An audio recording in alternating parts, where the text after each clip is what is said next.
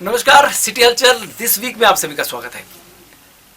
बीते हफ्ते की कुछ ऐसे खबरें जो इम्पोर्टेंट थी और आपको मुझे लगता है कि जानना जरूरी है, उन्हीं खबरों को लेकर हम आपके समक्ष उपस्थित हैं सिटी दिस वीक में। और सबसे पहले हम आपको बताते हैं पंजाब की राजनीति के बारे में। पंजाब की राजनीति में इस हफ्ते कुछ उथल पुथल हुई। पंजाब कांग्रेस के अंतःकलह कुछ सामने आई, क्योंकि नवजोत सिंह सिद्धू ने एक ट्वीट किया। उसमें लिखा कि आम आदमी पार्टी ने ही उनको पहचाना है। जो उन्होंने पंजाब के लिए किया है, उनकी जो योजनाएं हैं पंजाब के लिए, वह सिर्फ आम आदमी पार्टी ने ही पहचाना है। और सिद्धू के इस ट्वीट के बाद राजनीति गर्मा गई। शिरोमणि अकाली दल हो या फिर प्रदेश भाजपा हो, सभी ने सरकार को घेरने का पूरा प्रयास किया। कांग्रेस की पंजाब इकाई में जारी कलह को दूर करने के लिए पार्टी आलाकमान के प्रयासों के बीच कांग्रेस नेता नवजोत सिंह सिद्धू ने मंगलवार को कहा है कि विपक्षी दल आम आदमी पार्टी ने हमेशा ही पंजाब के लिए किए गए उनके कार्य व दूरदर्शिता को पहचाना है। सिद्धू ने सिलसिलेवार ट्वीट में कहा कि उनके विपक्षी दल आपने हमेशा ही पंजाब के लिए किए गए उनके कार्य व दूरदर्शिता को पहचाना है, चाहे वह 2017 से पहले उनके द्वारा उठाए गए बेअदबी, ड्रग्स, किसानों के मुद्दे, भ्रष्टाचार व बिजली संकट के मुद्दे हों जिनका सामना पंजाब की जनता अब कर रही है, या फिर जिस तरह उन्होंने पंजाब मॉडल पेश किया था उसको भी आम आदमी पार्टी ने पहचाना। वह साफ तौर पर जानते हैं कि वास्तव में पंजाब के लिए कौन लड़ रहा है। नवजोत सिंह सिद्धू के ट्वीट के बाद भाजपा ने भी सिद्धू के बहाने कैप्टन सरकार पर हमले तेज कर दिए। सिद्धू के ट्वीट के बाद कैप्टन सरकार की असफलता का सर्टिफिकेट बताते हुए भाजपा के राष्ट्रीय उपाध्यक्ष तरुण चुग ने कहा कि सिद्धू नापतोल या भावतोल कर रहे हैं। उन्होंने कहा कि सिद्धू कांग्रेस आलाकमान पर दबाव बनाने की कोशिश कर रहे हैं। शुक्र है 4.5 साल बीत जाने के बाद नवजोत सिंह सिद्धू जी ने सच माना कि कांग्रेस पार्टी को उन्होंने आज कैप्टन अमरिंदर सिंह की सरकार को नाकामी का, फेल्यूर का, जर्जरता का, निर्लज्जता का, नालायकी का सर्टिफिकेट दिया है कि कैप्टन अमरिंदर सिंह की सरकार ने मैनिफेस्टो का एक भी वादा पूरा नहीं किया।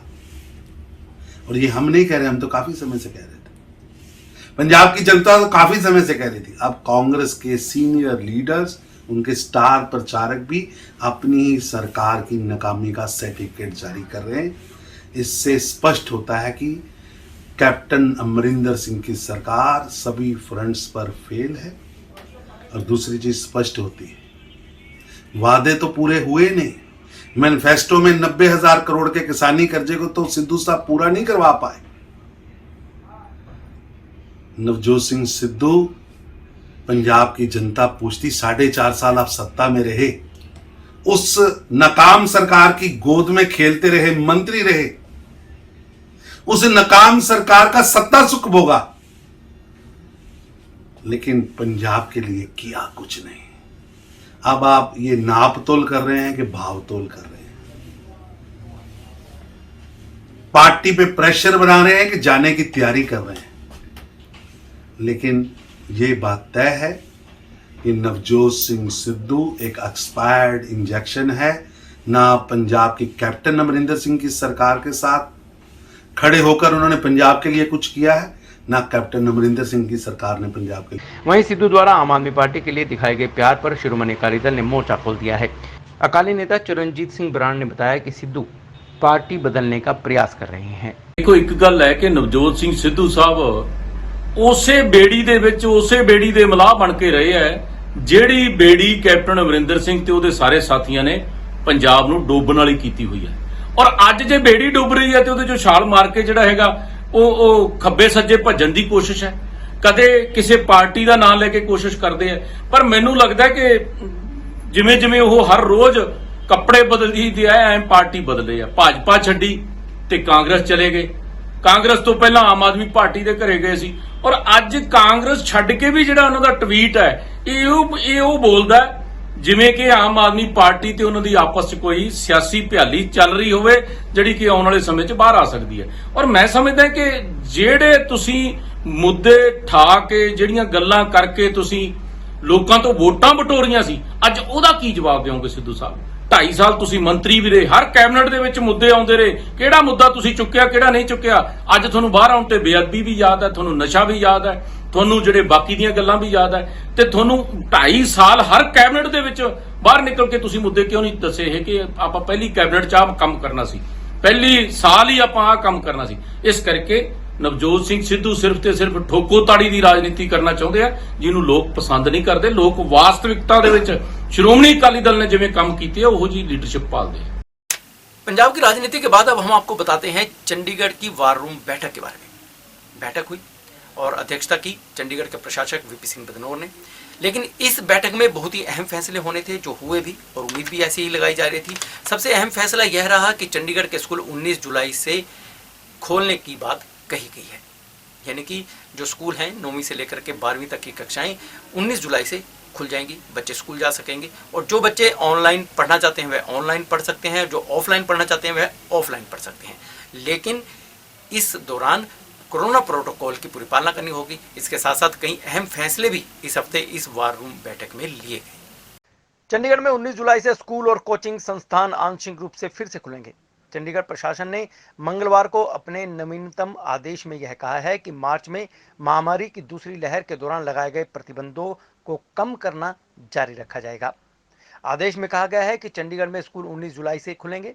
कक्षा 9 से 12 तक के छात्रों के लिए स्कूल खुल जाएंगे, लेकिन इसके लिए बच्चों को अपने परिजनों की अनुमति लेनी होगी। इस बीच ऑनलाइन शिक्षण भी जारी रहेगा। कोचिंग संस्थानों भी छात्रों के लिए अपने इन पर्सन टीचिंग को इस शर्त पर फिर से खोल सकते हैं कि उनके सत्र में भाग लेने वाले कर्मचारियों और छात्रों ने कोविड-19 वैक्सीन की कम से कम एक खुराक अवश्य ली हो।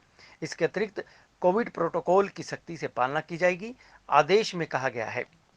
प्रशासन ने सामाजिक समारोह पर भी एक सीमा लगा दी है, जिसमें संशोधन किया गया है। इंडोर सभाओं में अब 200 लोग हो सकते हैं या स्थल की क्षमता का 50% तक लोग शामिल हो सकते हैं जो कम हो।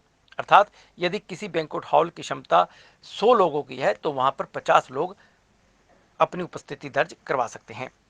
इन आयोजनों में मेहमानों और होटलों या बैंक्वेट हॉल के कर्मचारियों के पास कोविड-19 वैक्सीन की कम से कम एक खुराक होनी आवश्यक है, या फिर RT-PCR प्रशिक्षण का नकारात्मक परीक्षण का टेस्ट होना आवश्यक है, जो कि 72 घंटे से अधिक का नहीं होना चाहिए। रॉक गार्डन, जिसे अब तक के लिए बंद कर दिया गया था, फिर से खुल जाएगा। साथ ही संग्रहालय और कोविड-19 प्रोटोकॉल की सख्ती से पालना भी की जाएगी। सिनेमा हॉल और स्पा अपनी क्षमता से 50% पर काम कर सकते हैं। हरियाणा सरकार की बात करें तो हरियाणा सरकार ने एक अहम फैसला लिया है। हरियाणा सरकार ने कहा है कि अब हरियाणा के लोगों के लिए एक इमरजेंसी नंबर 112 आरंभ कर दिया गया है।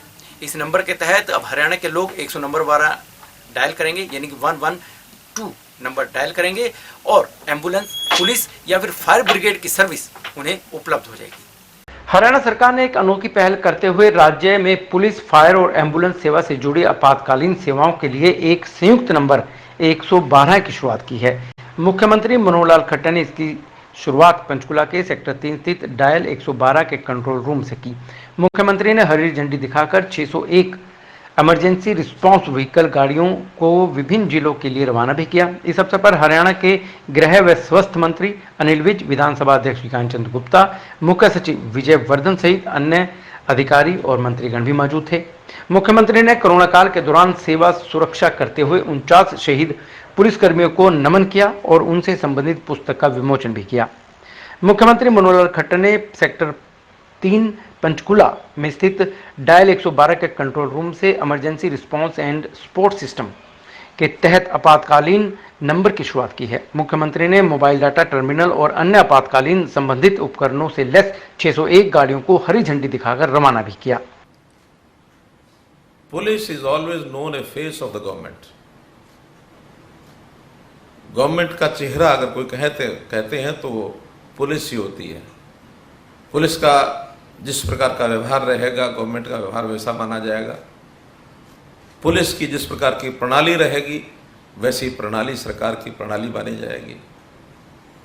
तो आज हमने अपनी प्रणाली में जो एक सुधार करते हुए हरियाणा 112 आपातकालीन त्वरित ये जो सहायता योजना शुरू की है, इस अवसर पर मैं आप सबको, जिन्होंने इस प्रणाली को शुरू करने में अपना अथक परिश्रम लगाया, 3 साल पहले हमने ये स्वप्न लिया था कि किस प्रकार एक त्वरित प्रणाली पुलिस की ये जनता को उपलब्ध करा सकते हैं। उसकी आवश्यकता हो तो तुरंत उसको वो सहायता मिल जाए। ये आज मिल रही है। तो जिन्होंने अथक परिश्रम किया उनको सबको, हरियाणा की जनता को मैं बहुत बहुत शुभकामना और बधाई देता हूँ। 3 साल पहले की घटना आपको बताता हूँ मैं। वास्तव में ये विचार भी जब आया, कुछ अपने प्रदेशों में कहीं ना कहीं ये चीज़ें शुरू हुई थी। देश भर में 112 की प्रणाली ये शुरू की जा रही है।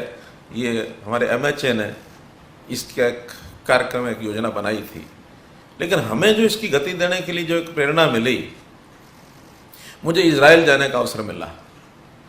इजराइल में गया तो वहाँ हमने यरूशलेम में देखा कि एक उनकी त्वरित ऐसी योजना, एम्बू बाइक सर्विस। और एम्बू बाइक सर्विस क्या थी कि कोई भी व्यक्ति मोबाइल पर एक पैनिक बटन, अगर उसके साथ कोई दुर्घटना हो गई है, कहीं गिर गया है, चोट लग गई है, कोई भी बात है, तो पैनिक बटन मोबाइल पर दबाता है। वहाँ एक शहर के अंदर उन्होंने 5000 लोगों को एम्बू बाइक्स उपलब्ध करा रखी हैं, वॉलंटियर्स को। कोई डिपार्टमेंट का आदमी नहीं करता उसको, वॉलंटियर्स हैं। हर वॉलंटियर के अपने कार्य की जो उसका स्थान है, दुकान है, ऑफिस है, घर है, जहाँ भी वो रहता है सामान्यतः उसके पास एम्बू बाइक रखी है। जैसे ही उस पैनिक बटन का कंट्रोल रूम में मैसेज आता है, तो कंट्रोल रूम GPS के माध्यम से उस घटना, उस स्थान के आसपास के 1 किलोमीटर के अंदर अंदर, इवन 200-300 मीटर में भी वहाँ 4-5 एम्बू बाइक्स होती हैं। उन 200-300 मीटर के अंदर उसको मैसेज दे देता है। और कंट्रोल रूम से मैसेज मिलने के बाद वो व्यक्ति जिस भी स्थिति में है, सब अपना काम छोड़ करके, ग्राहक बैठा तो भी उसको कहता वेट फॉर 15 मिनट्स, मैं अभी आया। और वो अपनी बाहर खड़ी एम्बू बाइक को उठा लेता है और वो निश्चित स्थान पर पहुंच जाता है। 90 सेकंड की सर्विस है उनकी, ओनली 90 सेकंड्स, 1.5 मिनट। हमारा तो क्योंकि बहुत बड़ा विस्तृत क्षेत्र है, हमने 15 मिनट से 20 मिनट तक रखा है। ये भी बहुत अच्छी सर्विस है। वरना तो ठीक कहा हमारे विजय साहब ने कि पुलिस समय पर नहीं पहुंची, यही एक जुमला सुनने को मिलता है। कोई आदमी फट्टड़ हो गया तो एम्बुलेंस टाइम पर नहीं पहुंची, यही एक जुमला होता है। मोहाली में लगातार अस्थायी टीचर्स का धरना चल रहा है। टीचर्स लगातार हर तरीके से धरना कर कर सरकार को अपनी ओर ध्यान दिलाना चाहते हैं। यहाँ तक कि कुछ टीचर्स तो ऐसे भी हैं जो कि पंजाब स्कूल एजुकेशन बोर्ड की छत पर चढ़े हैं, उनके हाथों में पेट्रोल है। वे कहते हैं कि हम आत्मदाह कर लेंगे यदि उनकी मांग को ना माना गया। और सरकार का लगातार प्रयास है कि किसी भी तरह से टीचर्स को बहला फुसला कर या फिर उनकी बातों मानने का आश्वासन देकर यह धरना प्रदर्शन खत्म किया जा सके। और इसी सिलसिले को सरकार ने इस हफ्ते भी बढ़ाया। पंजाब के मुख्यमंत्री कैप्टन अमरिंदर सिंह के राजनीतिक सलाहकार संदीप संधू इस हफ्ते भी टीचर से मिले, उनसे अपनी बात कही और उनकी बातें मानने की बात भी कही और कहा कि सरकार गंभीरता से उनकी मांगों पर विचार कर रही है, वे अपना धरना प्रदर्शन समाप्त करें। लेकिन टीचर्स ने इस हफ्ते भी मना कर दिया। उन्होंने कहा कि जब तक उनकी मांगें नहीं मानी जाएंगी, उनका धरना प्रदर्शन ऐसे ही जारी रहेगा। पंजाब स्कूल शिक्षा भवन के बाहर पिछले 29 दिन से स्थायी नौकरी की मांग पर बैठे शिक्षकों ने धरना खत्म करने से मना कर दिया है। बुधवार को पंजाब कैबिनेट की बैठक होनी थी, जिसमें शिक्षकों की मांगों को लेकर चर्चा की जानी थी, लेकिन बैठक नहीं हुई। शिक्षकों से मिलने के लिए पंजाब के मुख्यमंत्री के राजनीतिक सलाहकार संदीप संधू ने कहा कि प्रदर्शनकारी शिक्षकों की मांगों को लेकर सरकार की ओर से गंभीरता से विचार किया जा रहा है। बता दें कि पंजाब के अलग अलग शिक्षक जथेबंदियों के बैनर तले शिक्षक स्थायी नौकरी की मांग कर रहे हैं। उधर पंजाब स्कूल शिक्षा भवन की छत पर पेट्रोल लेकर बैठे शिक्षकों ने भी नीचे आने से इनकार कर दिया। शिक्षकों ने कहा कि या तो उन्हें स्थायी नौकरी दी जाए या वे जान दे देंगे। धरने पर पहुंचे संदीप संधू ने बातचीत के दौरान कहा कि अब अगली कैबिनेट बैठक में शिक्षकों की मांगों को लेकर चर्चा होगी। संधू ने कहा कि शिक्षकों को पिछली बैठक में भी धरना समाप्त करने के लिए कहा गया था, लेकिन वह अपनी मांगों पर अड़े रहे। संधू ने कहा कि अगले बुधवार को होने वाली कैबिनेट की बैठक में शिक्षकों की मांगों का हल निकल जाएगा। ਜਿਹੜੇ यूनियन मैंबर साहबान ਜਿਹੜੇ अलग-अलग यूनियनस है जिन्हों के प्रधान साहबान ने उस मीटिंग में शमूलियत की थी और उच्च पद्धरी मीटिंग सी एजुकेशन डिपार्टमेंट और साडे मानयोग सिक्ख्या मंत्री जी के रहनुमाई हेठ वो मीटिंग हुई सी और जो भी इन्हां गल्लां सी सारियां विचारियां गईयां सी और उस विचारन तो बाद ਜਿਹੜਾ ਉਸ ਨੂੰ ਅੱਗੇ ਲੈ ਕੇ ਜਾਣ ਦੀ ਪ੍ਰਕਿਰਿਆ ਸੀ ਉਹ ਸ਼ੁਰੂ ਕਰ ਦਿੱਤੀ ਗਈ ਸੀ। ਇਹਨਾਂ ਦੀ ਸੋਚ ਮੁਤਾਬਿਕ ਸੀ ਕਿ ਅੱਜ ਇੱਕ ਇਹੋ ਜਿਹਾ ਦਿਨ ਹੈਗਾ, ਬੁੱਧਵਾਰ ਨੂੰ ਨਾਰਮਲੀ ਕੈਬਨਿਟ ਹੁੰਦੀ ਹੈ ਔਰ ਉਸ ਦੇ ਵਿੱਚ ਇਹੋ ਜਿਹੇ ਫੈਸਲਿਆਂ ਨੂੰ ਅੱਗੇ ਲੈ ਕੇ ਜਾਇਆ ਜਾਂਦਾ। ਉਸ ਨੂੰ ਲੈ ਕੇ ਇਹਨਾਂ ਦੇ ਮਨ ਦੇ ਵਿੱਚ ਕੋਈ ਗੱਲਾਂ ਸੀਗੀਆਂ ਜਿਹੜੀਆਂ ਇਹਨਾਂ ਨਾਲ ਬੈਠ ਕੇ ਦੂਰ ਕਰ ਲਈਆਂ ਹੈਗੀਆਂ ਔਰ ਜਿਹੜੀ ਇਹਨਾਂ ਨਾਲ ਗੱਲਬਾਤ ਹੋਈ ਹੈਗੀ ਆ ਉਸ ਹਫਤੇ ਉਸ ਤੋਂ ਜਿਹੜਾ ਜਾਰੀ ਰੱਖ ਰਹੀਆਂ ਹੈਗੀਆਂ ਡਿਪਾਰਟਮੈਂਟਸ ਉਹਦੇ ਬਾਰੇ ਭਰੋਸਾ ਦਿਵਾਇਆ। ਸਭ ਇਹੀ ਕੋਸ਼ਿਸ਼ ਹੈ ਜਿਵੇਂ ਤੁਸੀਂ ਕੋਸ਼ਿਸ਼ ਕਰਦੇ ਹੋ ਇਹਨਾਂ ਦੀ ਆਵਾਜ਼ ਹਰ ਥਾਂ ਪਹੁੰਚਾਉਣ ਦੀ, ਮੇਰੀ ਔਰ ਸਰਕਾਰ ਦੀ ਵੀ ਇਹੀ ਕੋਸ਼ਿਸ਼ ਹੈ ਕਿ ਇਹ ਸੁੱਖੀ ਸਾਂਦੀ ਖੁਸ਼ੀ ਆਪਦੇ ਪਰਿਵਾਰਾਂ ਵਿੱਚ ਵਾਪਸ ਪਹੁੰਚਣ। ਇਨਫੈਕਟ ਉਦੋਂ ਵੀ ਬੇਨਤੀ ਕੀਤੀ ਗਈ ਸੀ ਕਿ ਜਦੋਂ ਦੋ ਧਿਰਾਂ ਦੀ ਗੱਲ ਸਫਲਤਾਪੂਰਵਕ ਨੇਪਰੇ ਚੱਲ ਜਾਂਦੀ ਹੈ ਉਸ ਤੋਂ ਬਾਅਦ ਵਿਸ਼ਵਾਸ ਦੀ ਗੱਲ ਹੁੰਦੀ ਹੈ ਔਰ ਇਹਨਾਂ ਨੇ ਉਦੋਂ ਵਿਸ਼ਵਾਸ ਦਿਵਾਇਆ ਸੀ ਕਿ ਠੀਕ ਹੈ ਜੀ ਅਸੀਂ ਆਪ ਦਾ ਜਿਹੜਾ ਧਰਨਾ ਹੈਗਾ ਇਸ ਨੂੰ ਅਸੀਂ ਵਧਾ ਲੈਣੇ ਕਹਿੰਦੇ ਆ ਜੀ ਕਿ ਇਹਨੂੰ ਕਰ ਲਾਂਗੇ, ਜੇ ਜ਼ਰੂਰਤ ਪਈ ਅਸੀਂ ਫਿਰ ਦੇਖ ਲਾਂਗੇ। तो ਅੱਜ ਵੀ ਮੇਰੀ ਇਹੀ ਬੇਨਤੀ ਸੀ ਵੀ ਇਹ ਕਰਨ ਦੀ ਹੁਣ ਲੋੜ ਨਹੀਂ, ਹੁਣ ਆਪਾਂ ਪ੍ਰਕਿਰਿਆ ਨੂੰ ਟਾਈਮ ਦਈਏ ਜਾਰੀ, ਕਿਉਂਕਿ ਇਹ ਇੱਕ ਦਿਨ ਦਾ ਜਾਂ 2 ਦਿਨ ਦਾ ਕੰਮ ਨਹੀਂ ਹੁੰਦਾ। ਜਦੋਂ ਕਿਸੇ ਗੱਲ ਤੇ ਆਪਾਂ ਕਿਸੇ ਸਹਿਮਤੀ ਆਉਂਦੀ ਹੈ ਤਾਂ ਹਰ ਚੀਜ਼ ਨੂੰ ਨਜਿੱਠਣ ਲਈ ਸਮਾਂ ਚਾਹੀਦਾ। ਉਹ ਸਮਾਂ ਜਿੰਨਾ ਹੈਗਾ ਉਹ ਲੱਗ ਰਿਹਾ ਔਰ ਸਮੇਂ ਬਾਰੇ पिछली मीटिंग से जानकारी दे दी गई। उधर शिक्षक यूनियन के पदाधिकारी देवेंद्र संधू ने साफ कह दिया है कि धरना किसी भी हालत में समाप्त नहीं होगा। अगले बुधवार को कैबिनेट की बैठक में शिक्षकों को लेकर फैसला हो जाएगा तो शिक्षक 1 सप्ताह और इंतजार करेंगे। शिक्षक नेता हरप्रीत कौर बलबीर कौर ने कहा कि जब तक सरकार की ओर से लिखित आश्वासन नहीं दिया जाता धरना किसी भी हालत में समाप्त नहीं किया जाएगा। आखिर यह 13,000 परिवारों का सवाल है। चंडीगढ़ स्मार्ट सिटी, कैमरे हर जगह लगे हैं, हाईटेक कैमरे अब तो लगा दिए गए हैं, लेकिन स्नैचिंग हो या झपटमारी हो कोई ना कोई ऐसी खबरें आती ही रहती हैं। ऐसी ही खबर इस हफ्ते सेक्टर 34 से है। यहाँ पर बाइक सवार एक झपटमार ने एक महिला से उसका पर्स छीन लिया और रफू चक्कर हो गया। इस पर्स में नकदी के साथ साथ सोने के कुछ जेवर और क्रेडिट कार्ड और कई कागज, कई डेबिट कार्ड भी थे। मौके पर पुलिस भी पहुंची, लेकिन यह सारी वारदात यहाँ पर लगे सीसीटीवी कैमरे में कैद हो गई। अब पुलिस इस सीसीटीवी कैमरे की फुटेज के बाद कोशिश कर रही है कि इस झपटमार को शीघ्र ही दबोचा जा सके या गिरफ्तार किया जा सके। चंडीगढ़ के सेक्टर 34C में बाइक सवार झपटमार मार्बल व्यापारी की पत्नी से पर्स छीनकर फरार हो गया। पर्स में 2.5 तोले सोने की चेन, 1.5 लाख के आसपास कीमत का आईफोन, 5,000 रुपये नकदी, क्रेटा गाड़ी की चाबी समेत अन्य सामान भी था। झपटमारी की वारदात सीसीटीवी फुटेज में कैद हो गई। मामले की सूचना पहुंची सेक्टर 34 थाना में। पुलिस ने अज्ञात के खिलाफ बनती धाराओं के तहत मामला दर्ज कर लिया है। पुलिस से मिली जानकारी के अनुसार रात करीब 9:30 बजे की बात है। सुनील गोयल ने बताया कि वह सेक्टर 34C में परिवार समेत रहते हैं और धनास में उनका मार्बल का कारोबार है। बीती रात उनकी पत्नी शालिनी गोयल अपनी क्रेटा गाड़ी में सवार होकर मार्केट से सामान लेने गई थी। लौटने के बाद घर के पास ही खड़ी गाड़ी पर जब वह पैदल आ रही थी तो मकान नंबर 1286 के पास बाइक सवार एक युवक ने उनका पर्स झपट लिया। आरोपी को पकड़ने के लिए वह उसके पीछे भी भागी, लेकिन झपटमार मौके से फरार हो गया। पड़ोसियों की मदद से मामले की सूचना पुलिस को दी गई। सुनील ने बताया कि पर्स में 2.5 तोले सोने की चेन थी, 1,20,000 रुपये की कीमत का आईफोन था, 5,000 की नकदी थी, क्रेटा गाड़ी की चाबी थी, डेबिट कार्ड थे, इन सब अन्य दस्तावेज भी थी।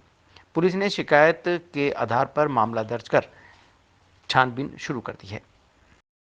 सैंड बॉय स्नेक बहुत ही दुर्लभ प्रजाति का यह सांप है, जिसे सरकार ने रिजर्व में रखा हुआ है कि इसके शिकार नहीं किया जा सकता। और इसी सांप की तस्करी के मामले में एक व्यक्ति को चंडीगढ़ पुलिस ने इस हफ्ते गिरफ्तार कर लिया। पुलिस ने अपना ट्रैप लगाया और इसे चंडीगढ़ बुलाया। यह सांप 3 करोड़ में बेचने यहाँ पर पहुंचा हुआ था। पुलिस ने इस आरोपी को गिरफ्तार कर लिया। अब पुलिस को उम्मीद है कि इससे मिली जानकारी के बाद पुलिस पता लगा पाएगी कि इस धंधे में और कौन कौन लोग जुड़े हुए हैं या इस तरह की जो तस्करी है वह कहाँ से हो रही है, इनका सरगना कौन है। पेश है यह विशेष रिपोर्ट। चंडीगढ़ के सेक्टर 17 थाना की पुलिस को एक बड़ी कामयाबी हासिल हुई है, जब बेशकीमती सैंड बॉय स्नेक की तस्करी करने आया एक व्यक्ति को स्नेक के साथ दबोच लिया गया। सेक्टर 17 थाना पुलिस लाइन फर्जी ग्राहक बनकर सैंड बॉय स्नेक को बेचने आए एक व्यक्ति को रंगे हाथ गिरफ्तार किया गया। पुलिस ने पकड़े गए व्यक्ति की पहचान पठानकोट निवासी रवि के रूप में बताई है, जो कि इस सैंड बॉय स्नेक की कीमत 3 करोड़ रुपए बता रहा था। सेक्टर 17 थाना प्रभारी रामरतन शर्मा और उनकी टीम ने सबसे पहले तो इस व्यक्ति से फ़ोन पर संपर्क साधा, उसे चंडीगढ़ में डिलीवर करने की बात कही। इसके बाद पठानकोट से रवि सेक्टर 23 की मार्केट में सैंड बॉय स्नेक को बेचने पहुंचा। पुलिस ने एक बैग में नकली नोटों की गड्डियां भी रखी हुई थी, जिसे देखने के बाद रवि ने इस सांप को दिखाया और उसकी कीमत 3 करोड़ रुपए बताई। अब इस सांप की कीमत 3 करोड़ कैसे? यह सांप कहाँ पाया जाता है? तो रेड सैंड बोआ सांप रतीले इलाके में पाया जाता है। भारत के मरुस्थलीय इलाके यानी राजस्थान के लाल रंग का यह सांप पाया जाता है। स्थानीय भाषा में इसे दो मुहा सांप भी कहते हैं। इसकी लगातार घटती संख्या को देखते हुए भारत सरकार ने इसे दुर्लभ प्रजाति में रखा हुआ है, जिसके बावजूद आए दिन इसकी तस्करी की बात सामने आती रहती है। इसको पकड़ने से लेकर अंतर्राष्ट्रीय बाजार तक पहुंचाने के लिए एक नेटवर्क काम कर रहा है। इसे जल्द तोड़ना जरूरी है, तभी इस बेजुबान जीव को मानवीय सनक के शिकार होने से बचाया जा सकेगा। तो ये थी शहर में ऐसी घटनाएं जो बीते हफ्ते सुर्खियों में रही। उम्मीद है आपको जानकर अच्छा लगा होगा, पसंद आई होगी और हमारा बताने का प्रयास सफल रहा होगा। ऐसे ही विशेष खबरों के लिए आप देखते रहिए हमारा यह विशेष कार्यक्रम, जो कि हर रविवार को प्रसारित होता है, सिटी हलचल दिस वीक। और अपने शहर की खबरों को जानने के लिए देखते रहिए सिटी हलचल। और मुझे यानी अमित रोशन को पूरी टीम के साथ ही से इजाज़त। नमस्कार।